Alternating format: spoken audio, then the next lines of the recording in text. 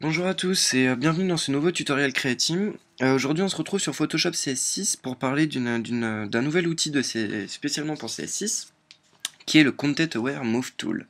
Alors cet outil il est où et il fait quoi? Déjà il est où? Il est dans votre barre d'outils à gauche au niveau du Spot Healing Brush Tool.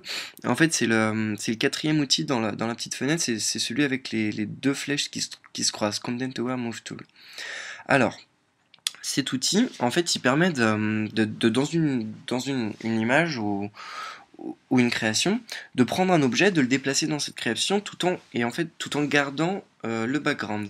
Alors en fait, Photoshop va identifier le background qui devrait se trouver derrière l'image qu'on va déplacer et le remplacer. Alors, c'est moi, qu'est-ce que ça veut dire? Je vais vous faire une petite démonstration, ce sera plus pratique. Donc là, je vais faire une large sélection autour de mon dromadaire. Voilà. Tac. Donc vous voyez assez large, hein. Et en fait pourquoi assez large? C'est pour donner à Photoshop des informations sur le background, sur qu'est-ce qu'il doit remplacer. Comment était le background initialement. C'est pour ça que on peut se permettre de faire des sélections assez larges, assez vite fait. Et en plus ça fait gagner du temps. Donc maintenant je fixe mon mode sur Move. Adaptation, on va mettre Medium. En haut là, Move et Medium, normalement c'est celles qui sont de base. Et je vais cliquer sur mon dromadaire et puis le mettre ici, là, par exemple sur la gauche.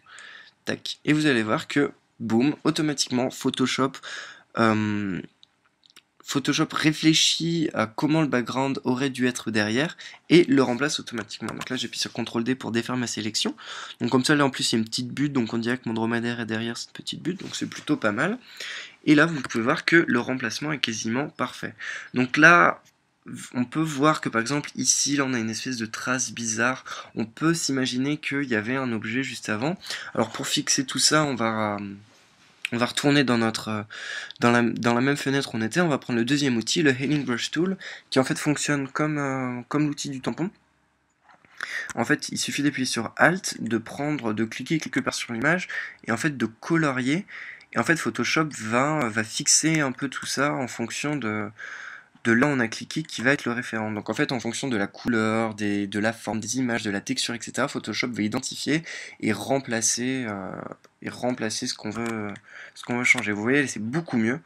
Et là, on voit vraiment pas qu'il y avait un dromadaire juste avant. Alors, une deuxième particularité de cet outil, hop, on le reprend. Donc ça se passe en haut, en fait, vous voyez qu'il y a deux modes, il y a le mode Move et le mode Extend. Alors le mode Extend, qu'est-ce qu'il fait? Il permet tout simplement d'agrandir une structure, une texture, pardon, un toit de maison, et par exemple ici, une montagne. Donc là, on va sélectionner notre montagne.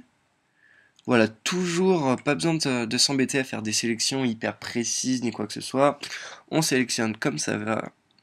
On prend notre montagne, on s'assure bien qu'on est sur Extend, on la remonte, et vous allez voir que, tac, et voilà, et vous allez voir que Photoshop a créé une transition quasiment impeccable entre notre montagne remontée, le ciel, et notre montagne de départ. Donc là encore, on voit bien que par exemple là on a un petit triangle juste ici, on a une petite fissure ici qui se répète, on en a une autre ici, mais tout ça, ça se corrige très très rapidement avec l'outil qu'on a utilisé tout à l'heure, le Healing Brush Tool.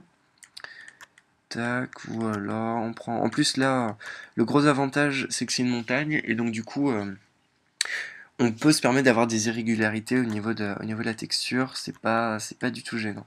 Et voilà, et donc là vous pouvez voir qu'on vient de remonter notre montagne parfaitement. La liaison avec la montagne de derrière s'est faite impeccablement, avec la montagne de devant aussi. Et voilà, et donc là on vient d'allonger un peu notre montagne, et qui l'aurait cru?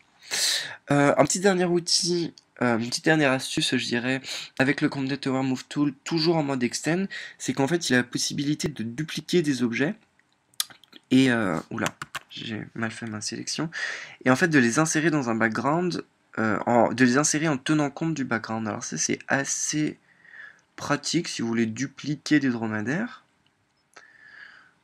Voilà, hop, CTRL D, vous pouvez voir que là, Photoshop a dupliqué parfaitement le dromadaire et l'a inséré vraiment comme il faut. Là, vous voyez, il y avait de l'herbe bien verte qui s'est fait effacer, qui s'est fait remplacer par de l'herbe un peu plus blanche à ce niveau-là. Enfin, vous voyez que mon dromadaire a été intégré parfaitement avec le background.